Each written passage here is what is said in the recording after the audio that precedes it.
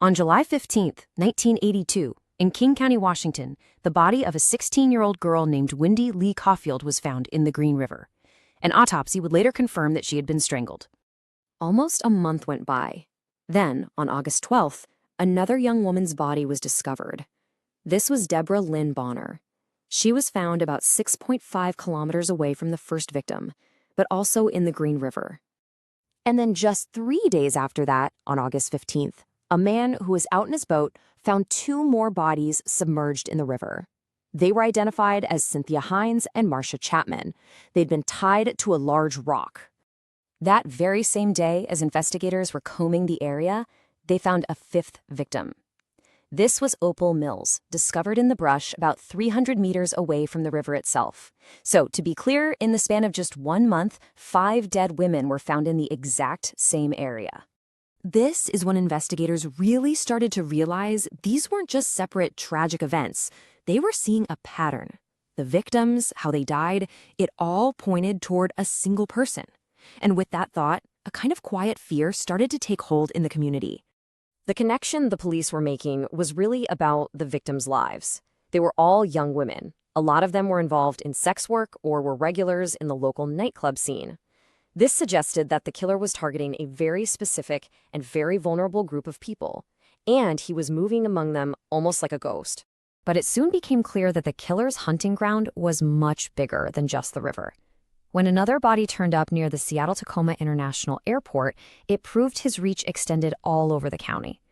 But because those first victims were found in the river, the name the media and public gave him is the one that stuck, the Green River Killer. To really understand how someone could get away with this, you have to picture what that area was like at the time.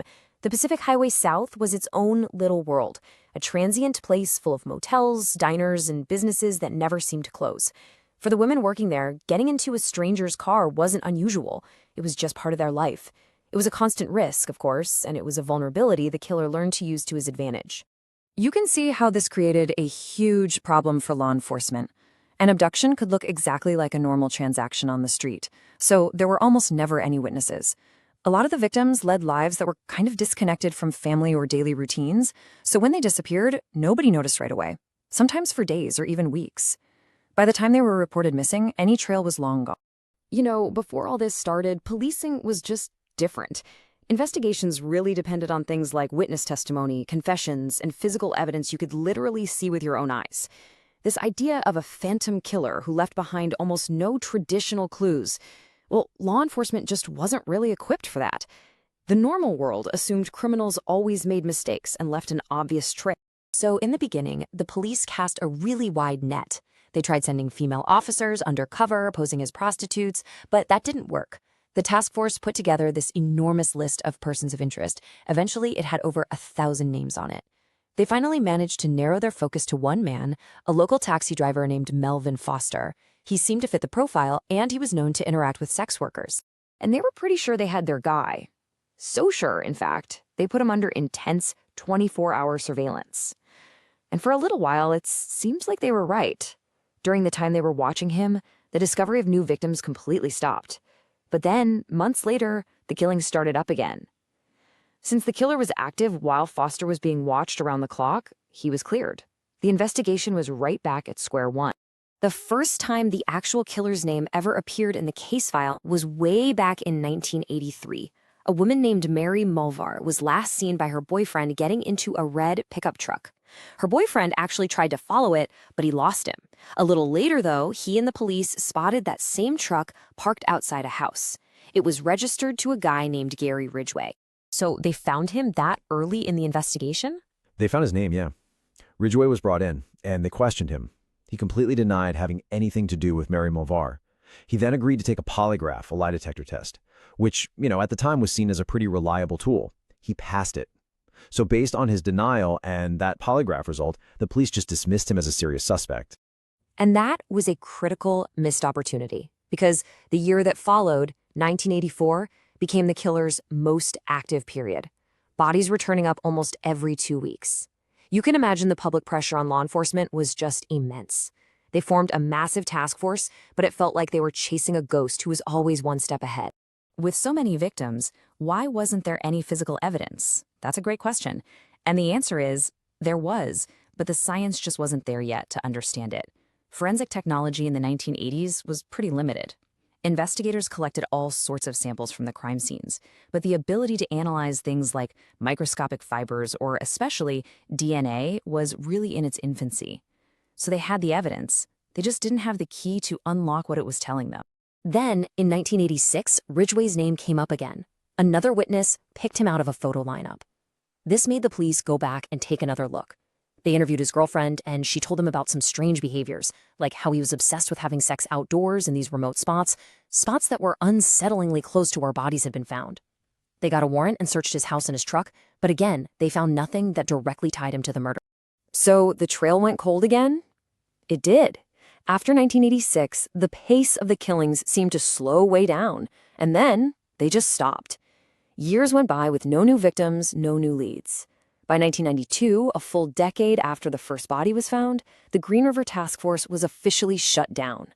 The case files, all of them, were packed into boxes and put away in storage. And then nothing for almost another decade. The turning point finally came in 2001. A detective from the original task force was now the county sheriff, and he decided to reopen the case. The reason was pure technology.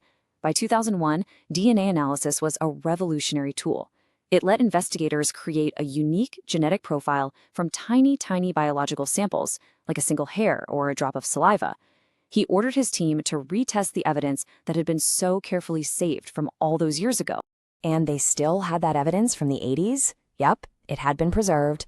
They tested semen samples that had been recovered from several victims and compared the results to a DNA sample they'd taken from Gary Ridgway way back in 1987. It was a perfect match. On November 30th, 2001, almost 20 years after the very first murder, investigators walked up to the 52-year-old truck painter as he was leaving work. He was arrested, calmly, right there in the factory parking lot. So once he was in custody, prosecutors had this really tough decision to make. Washington state had the death penalty, which he clearly qualified for. But the DNA evidence they had only linked him to a handful of the dozens and dozens of murders they suspected him of. They wanted to give closure to as many families as possible. So they offered him a deal.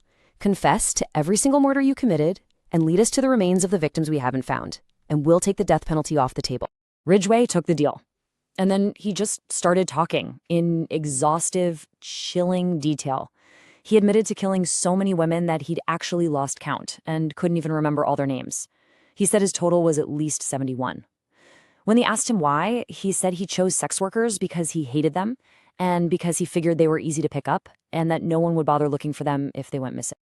Based on his confessions and all the evidence, Gary Ridgway was formally sentenced. He received 49 consecutive life sentences without any possibility of parole. That's one for each of the victims that they could definitively link to him at the time of the trial. It's still one of the longest prison sentences in American history. So the case was officially closed, but its ending left this really unsettling silence. America's most prolific serial killer wasn't some monster hiding in the shadows. He was a quiet neighbor, a coworker who showed up to his job every day for decades. And while that plea deal did bring some answers and helped locate the remains of some women, it left a lot of families feeling like justice wasn't really served. And even today, it's believed that dozens of his victims are likely still out there, undiscovered, their stories known only to him.